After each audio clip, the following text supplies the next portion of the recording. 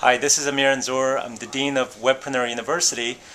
Today I'm excited because I've got Sharon Lechter here, who is the co-author of Rich Dad, Poor Dad, a huge hit book which sold, I think, over 30 million copies. She built up the company in the last decade, published 15 books with co-author Robert Kiyosaki, and now she's actually releasing her latest book, which is Think and Grow Rich, 3 Feet from Gold, working with the Napoleon Hill Foundation. So these are actually 2 books that I really recommend to anyone who's interested in creating wealth, in looking after their money, etc. They're big. Both of them are big books, and you'll hear her and get some really great financial advice, something that's missing from the education sector. So, Sharon, thanks a lot for being on. Thank you, Amir. So, Sharon, just tell us a little bit about how you've started your first, let's say, big hit of a book, Rich Dad, Poor Dad. Well, it actually happened because I was very upset. My oldest son went off to college and got into credit card debt. And I had taught him about money. I had taught him what my parents had taught me. But unfortunately, I didn't teach him about credit cards. And so he got to college and all these companies were giving away free t-shirts and free food. And here, just sign here, you get free money. And so he came home at Christmas time, his first year at school, and said, "Mom, I'm really seriously in debt. Will you guys bail me out?" And his father and I said, "No." And it's probably the best thing we ever did. It took him about 7 years to pay off his credit card debt and to get his credit score back up. And that's how people decide if you're worthy to lend money to. But he now works side by side with me with my new company called Pay Your Family First. And he's as passionate as I am. So sometimes your passion comes from something that you're angry about, not just something that you're happy about.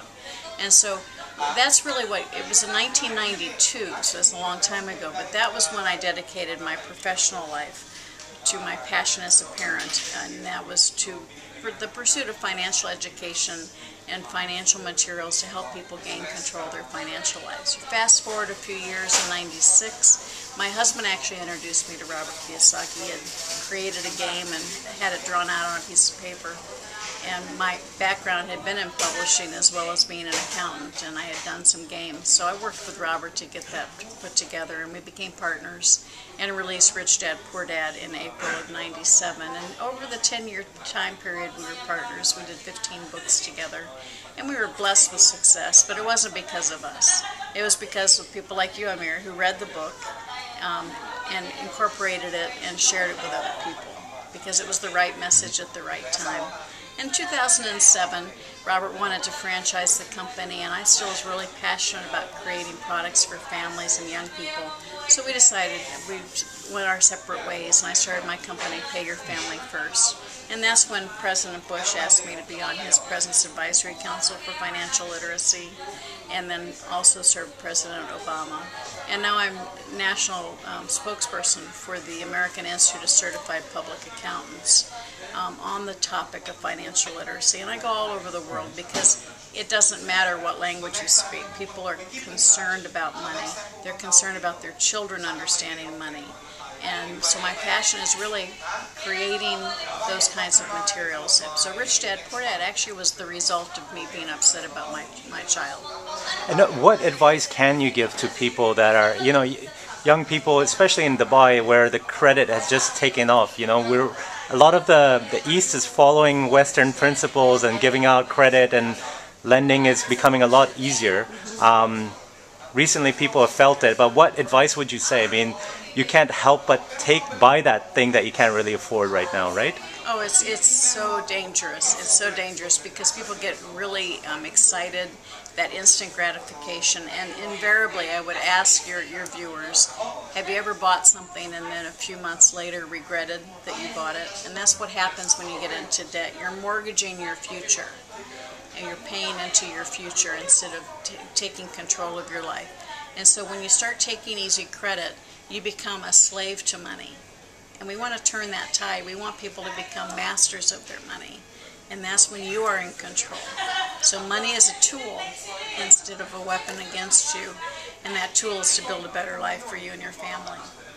And that might mean delaying some of your toys and a bigger house for now in order to get pleasure later, I guess. Well, it's also planning it and setting a goal.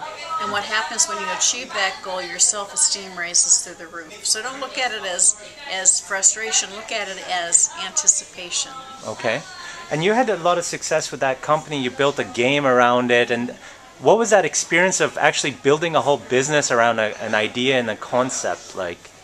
Well, I think what we did was because we had the advice and counsel of my husband, Michael Lechter, and you're going to meet him in at a different time. But we really understood the importance of brand. We understood the importance of protecting your intellectual property. In fact, we started the company, our name of the company was called Cashflow Technologies. But it was when we started writing Rich Dad Poor Dad, it was actually originally written as a brochure for the board game you just mentioned, Cashflow. So we thought our brand was Cashflow. But the world told us, oh, no, your brand is Rich Dad.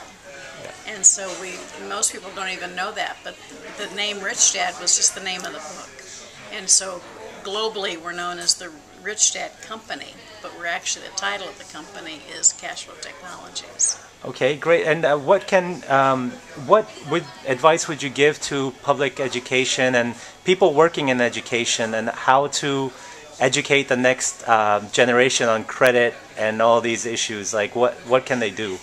Well, so many schools around the globe, it doesn't matter where you live, are not teaching people about money. And money is a life skill. Whether you're a janitor, a CEO, or a politician, everybody needs to deal with money. So it's very important that we teach them the basic principles about money. Yeah. And the problem we have is many of today's teachers are scared because they themselves don't have control over money, so they're afraid to teach it. And that's why I've created tools like our game Thrive Time for teens to help teach young people about money. And you don't have to be an expert, so it's something that the teachers and the parents can learn along with the young people. And it's so important because what happens is, because you're afraid of it, you don't teach it. And fear can do one of two things. Fear can motivate you or paralyze you. And most people around the globe are paralyzed by their fear about money. And it just creates a domino effect. And so if there's a benefit out of this global economic reset, I don't call it a recession or a depression, it's like a total reset of economics around the globe, is that people are now talking about it. They're starting to talk about money. So it gives you a teachable moment to help teach your young people and teach your families about money in an environment that can be fun and innovative. Yeah, and you're also passionate about entrepreneurship and pushing that out. How does that help, generate money? What does that do? Well, back in the late 20s and 30s, the world suffered the Great Depression, and it certainly hit home in America very strongly, but it was also felt around the globe. And the Great Depression was a time when people were really upside down. We had a world war, their money was devalued, and the way we got out of the Great Depression around the world was through entrepreneurship. It was through starting small businesses and building them into success. And in fact, Napoleon Hill wrote the book Think and Grow Rich and published it in 1937. Over 100 million of those have been sold around the globe in over 50 languages. And so again, it's a global issue. And the book Think and Grow Rich, many successful people today credit their success to having read Think and Grow Rich. And so it was when we had this current economic downturn that the Napoleon Hill Foundation asked me to step in and help generate a new book called 3 Feet from Gold.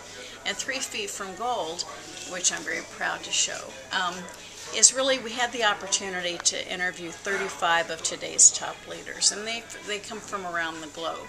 We talked to them not just about their success stories, but about their deepest, darkest moments and how they kept going, how they were able to succeed in spite of all odds, how they were able to persevere when others would have quit. And stories like, if one man had quit, we wouldn't have something like Velcro today. Can you imagine a world without Velcro? Restaurants, Hershey Chocolate. We talked to FedEx, the founder of FedEx. The frustration of starting that company others would never have gone through that, but he persevered. He had a mission. He had a vision of what he wanted to create. And so those are the kinds of stories that you read in here. And the best compliment I have is when somebody reads the book and they say, Sharon, I feel like you wrote it just for me. Because if you're in a period of transition, if you're in a period of frustration, of ready to throw in the towel, read this book, because at least 6 of the 35 people in here are going to speak right here to your heart. And it's so important, because this is a time of frustration. And it is a time we've all become accustomed to that instant gratification, the just charge it mentality I talk about. And when we have the kind of economic downturn we've just had, it's time to pull back. I call it forced frugality. But sometimes there's a benefit to that, because it gives you an opportunity to think before you leap and start planning your future based on what you can afford, and then determine, number one, how you can expand your means. And that's through entrepreneurship.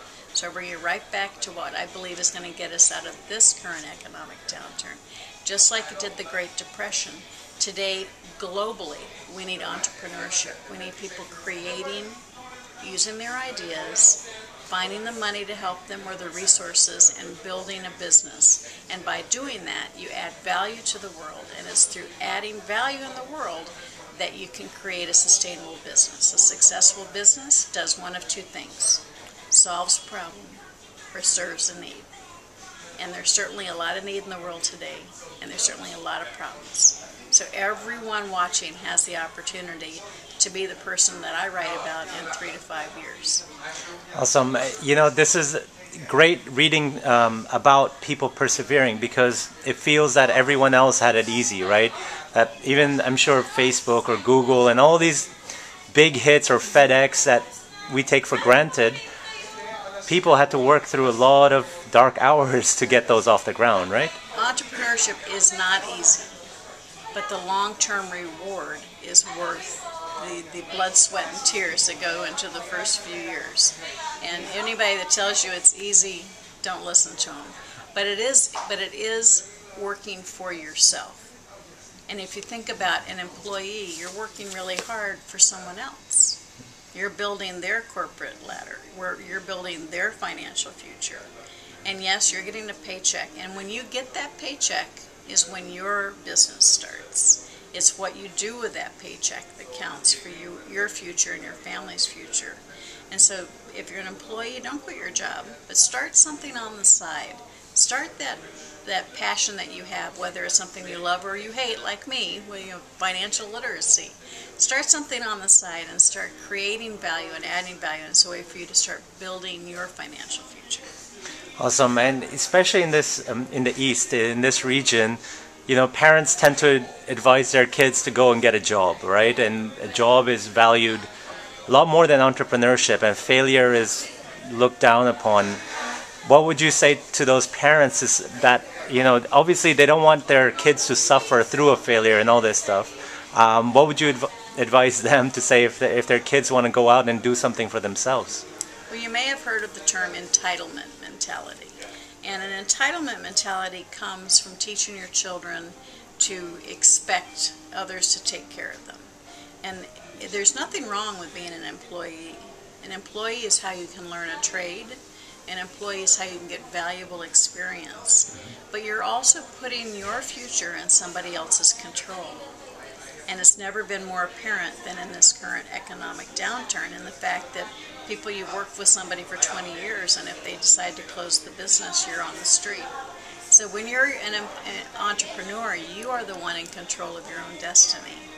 And there's nothing better and more fulfilling than knowing that you can create and sustain your own future. But it is hard, because that is something that globally, you go to school, get good grades, and have a good job. But what we've seen is time and time again, as those good jobs start disappearing and people are out looking, the unemployment rate for young people today is the highest it's ever been. It's very scary. And these young people are coming out of school expecting to make a certain level of living, expecting to get a good job, and yet they can't find a job. And so that expectation is up here and the reality is down here. And what that does is just create frustration and depression. So I really fear for this generation. We need to give them the tools to understand that they can take care of themselves. They can create value. They can create their own money by taking an idea and starting a business. That's how we're going to turn this generation around. Awesome stuff. And you've been working with the Napoleon Hill Foundation for how long? For quite a while, right? Well, we've worked with them on and off for years, but when I left the Rich Dad organization is when they came to me and said, we really would like for you to help us with these projects. Okay. And I have a new book coming out in June, and it's called Outwitting the Devil, and it's an actual manuscript that Napoleon Hill himself wrote in 1938, which was the year after Think and Grow Rich was published. So it was the sequel to Think and Grow Rich, and it's very exciting. It's been buried for over 70 years. And we're bringing it out, and it talks about, whereas Think and Grow Rich talks about the principles of success. Outwitting the Devil is, okay, so now that you know the principles, what's going to get in your way? What's going to keep you from being successful? And Think and Grow Rich is such an awesome hit that, you know, over the last few decades that I've been in this entrepreneurship, I keep hearing about it from so many successful people. Maybe not so much in this region. Can you just give us the essence of what that book is saying? Like, what are some of the principles that were talked about, you know, from Napoleon Hill that people can take and apply to their lives? Just for those lazy viewers that are not going to read it instantly, you know? Certainly. Well, Think and Grow Rich lays out 13 principles of success. And so that one of them is definiteness of purpose. And so if you really want a goal, you need to really focus yourself on that goal and really stay focused on your goal. And then the other one is going that extra mile, working a little harder. That perseverance is a very important thing, but also to be creative. And we want you to really understand that you add value by giving back. And so all these principles of success come together. One of the principles is called mastermind, and Napoleon Hill talked about the fact that you need to surround yourself with people who are smarter than you are, or people who know something that you may not be really good at. Bring somebody on your team. And so that mastermind is going to help you propel you to success because you're getting the benefit of all that expertise. So all of these principles are found in Think and Grow Rich, and they're as relevant today as they were in 1937. Awesome stuff. And where can people find more information about yourself? You have a few organizations, you're an entrepreneur yourself, so where can people read more about you? Well, you can come to SharonLechter.com, or you can do PayYourFamilyFirst.com. That's the organization that you're also promoting in this region? Yes. Okay, yes. Great. And thanks a lot, Sharon, for your time, and really appreciate your efforts and some great books that you've written. Well, thank you so much. I'm thrilled to be here. Okay. All right, that's it with Sharon Lechter. What I'd like to say is, you know, America is a place full of entrepreneurs. Almost all the big brands you see around the global economy, American brands built by entrepreneurs. And why it is because a big part of their education system is based on people just writing books and reading them. So books are big in the States. If you look at any of the amounts of books being sold, it's huge. And so if you do want to be an entrepreneur, you want to get your business and your mindsets right, read books like Think and Grow Rich, 3 Feet from Gold, or Rich Dad, Poor Dad, and you'll start learning that it's okay to start your ideas and go and follow your dreams and your passions. So thanks again, Sharon, and we'll catch you next time. Amir Anzur, Dean of WebpreneurUniversity.com.